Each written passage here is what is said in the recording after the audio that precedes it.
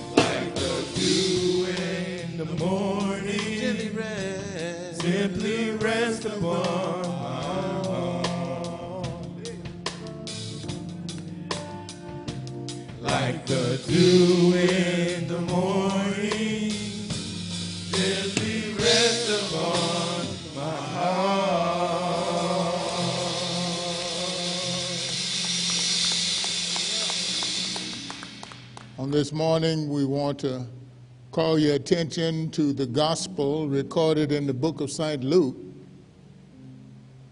chapter 10, verse 33 through 36. We find these words: "But a certain Samaritan, as he journeyed, came where he was. And when he saw him, he had compassion on him,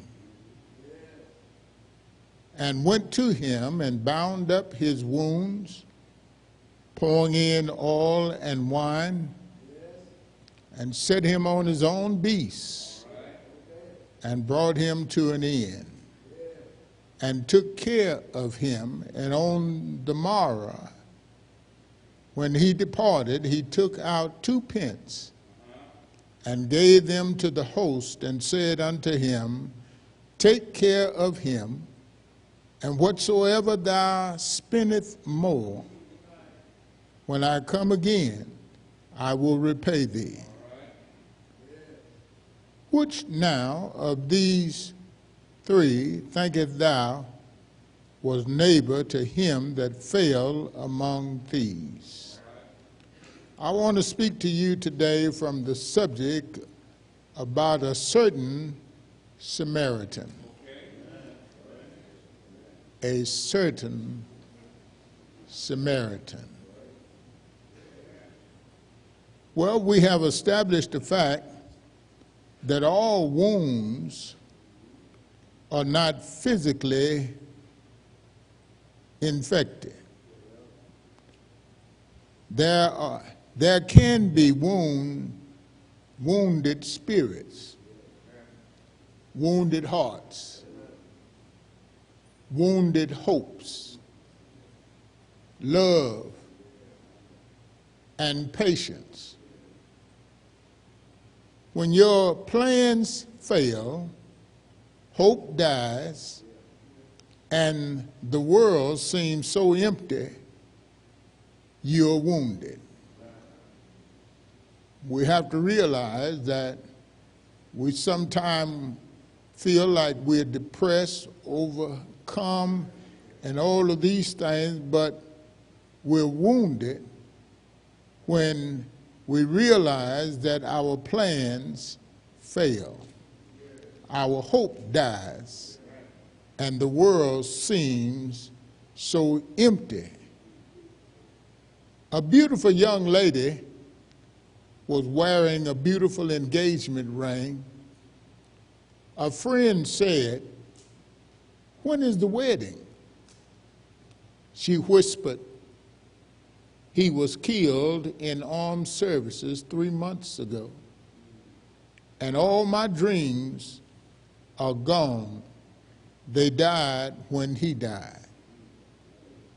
This girl is wounded and left by the roadside of life.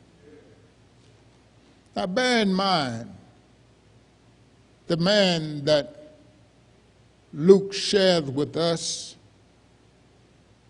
he is wounded, he is left half dead, and whoever wounded him left him in a needed condition. It left him helpless in a public place where passersby could see his sorrowful state. This is the way sin works.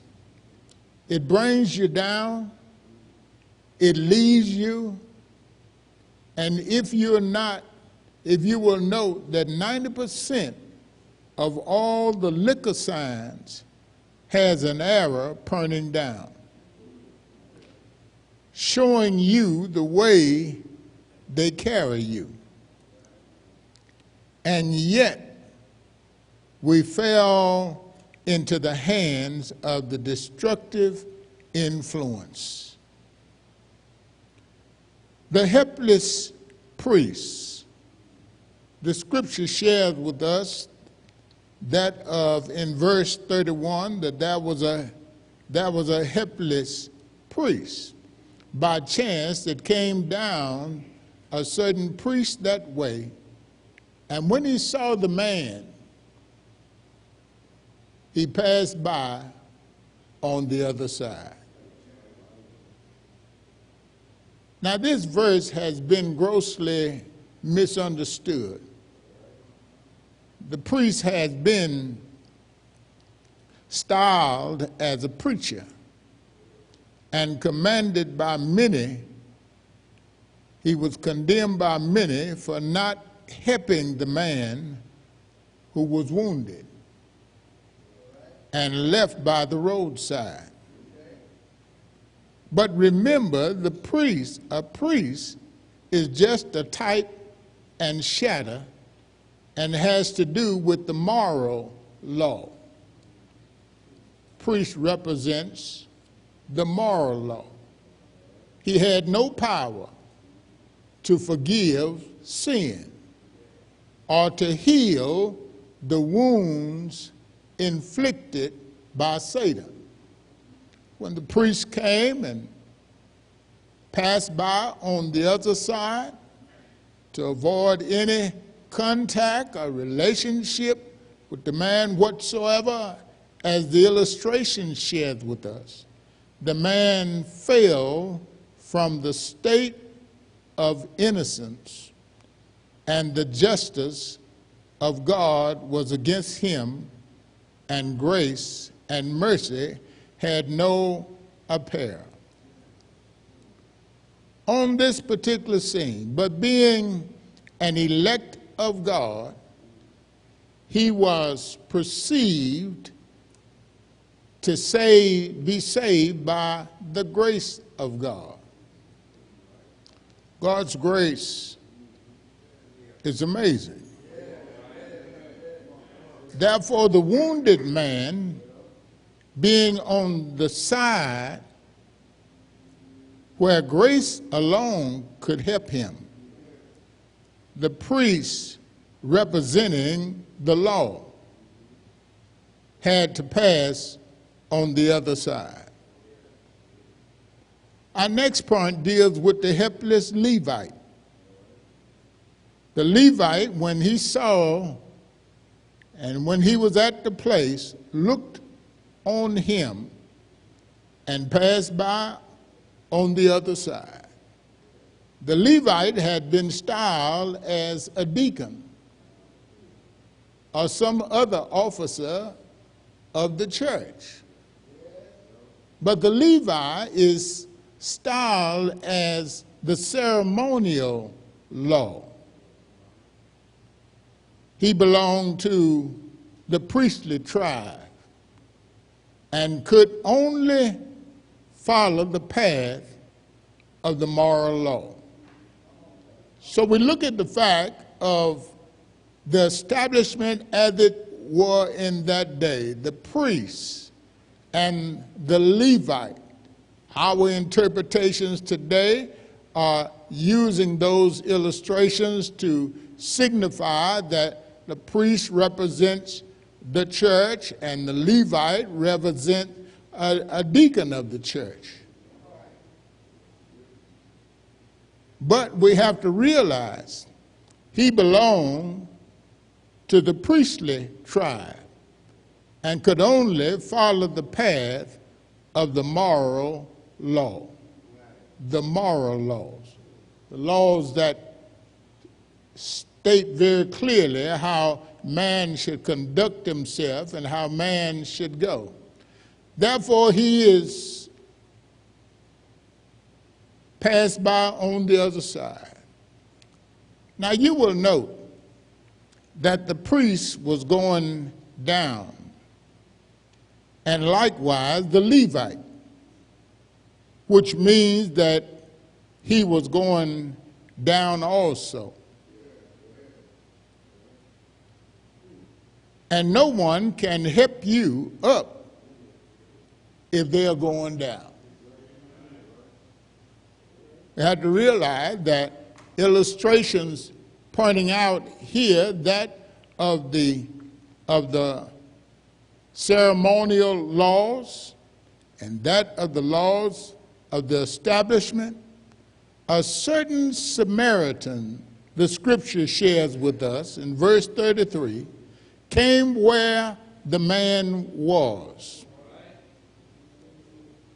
And the Samaritan is a type of Jesus, joining up to Jerusalem.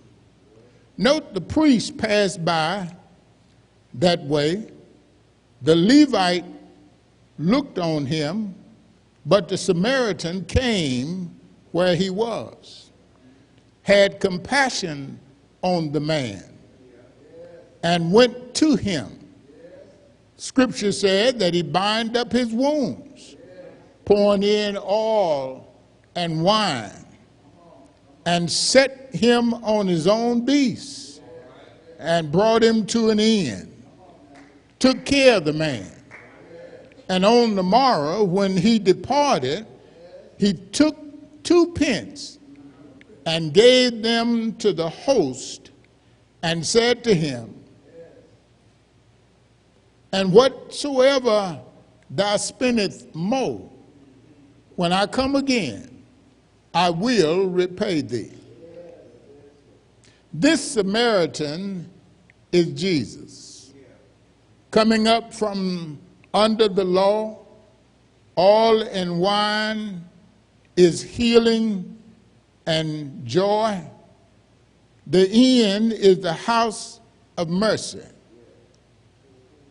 The 2 pence showing mercy and grace, that when I come again, after the resurrection, I'll pay thee.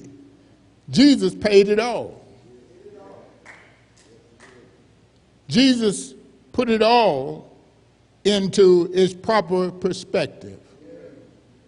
But we also have to recognize the fact that it is tragic that even today, there are occasions when those who have no special understanding of God's commandments, like the Samaritan, outperforms Christians when it comes to the practical deeds of kindness and mercy. The Samaritan had the one question the others liked. He asked for compassion. He had compassion on the situation. The Lord's question and command in verses 36 and 37 is the lawyer had asked, "Who is my neighbor?" Who is my neighbor? But Jesus rephrased the question so it comes out, do I have as neighbor? He wanted to make it very clear that the neighbor is not a noun but a verb. Jesus did not tell the lawyer who to help. His failure, his concern was that the lawyer would focus on the fact that the Lord's love and mercy were there. It is not placed, but love, which makes a neighborhood. It is not where you are or where you live, but that makes a neighborhood. The lawyer could not bring himself to say Samaria. In other words, he just simply answered to Christ's question. He was far from confessing the real need, but he had to face the problem that were there at hand. Because the lawyer was far from the kingdom, Jesus gave him a strict command. Perhaps if he really desired to obey him, he would have accepted the Lord's will and purpose. So now we are able to look at the passage and see the very fact that Jesus paid it all. Jesus looked upon the man, had compassion on him, bound up his wounds, poured in oil and wine, set the man on his own beast. He carried the man to an inn, took care of the man. And when he got ready to leave, the scripture reveals the fact that Jesus gave the innkeeper 2 pence, that whatever he needed more, that Jesus was covering the cost. And Jesus simply said to the man, when I return, whatever thou spendest more, I will grant. Now the question come up, who is my neighbor? Who is my neighbor?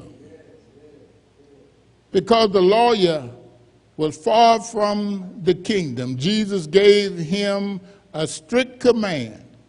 Perhaps if he really desired to obey it, he would see the real need of a new heart and a new compassion. To understand what a believer's life is and what it is to serve the Lord, one must serve God to the fullness and realize that God is in control of all things. Because the lawyer was so far from the kingdom, Jesus gave him a strict command. Today, those who claim to be Christians need to beware of a cold, condemning heart. Have to realize that Jesus is the answer to all of our problems. Jesus is the regulator. He keeps us. And he is our heart fixer. Love for others proves love for God.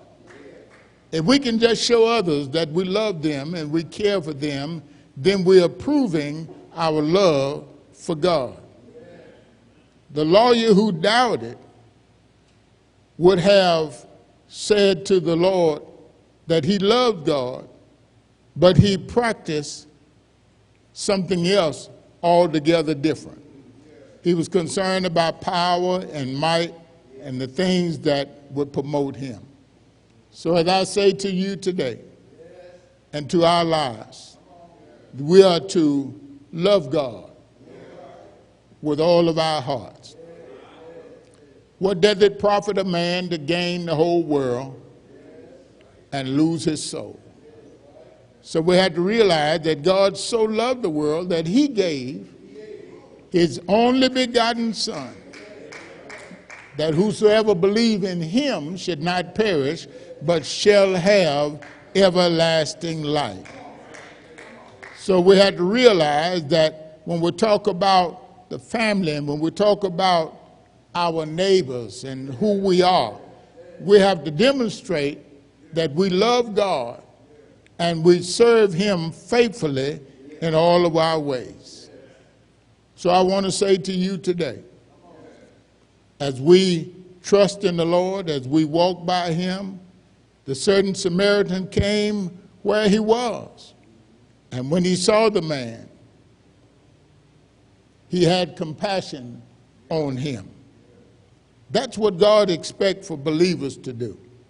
Show compassion, show mercy upon those who stand in the need of it. So as I close today, I want to say to you, the certain Samaritan, Jesus makes it very clear that our job, our responsibility is to care for one another. Care for those who are sick, those who are hurting, those who are stray. So he established the fact that all wounds are not physically infected. There can be wounds of the spirit, wounds of love and wounds of togetherness, a wounded heart, a wounded hope. And so many people are suffering many things of affliction. So I want to say to you, we're thankful to God for Thanksgiving and all that it had to offer unto us. There may be someone here today out of the ark of safety does not know the Lord in the pardon of his sin. The doors of the church are open. If there's one that know the Lord not, we ask that you would come.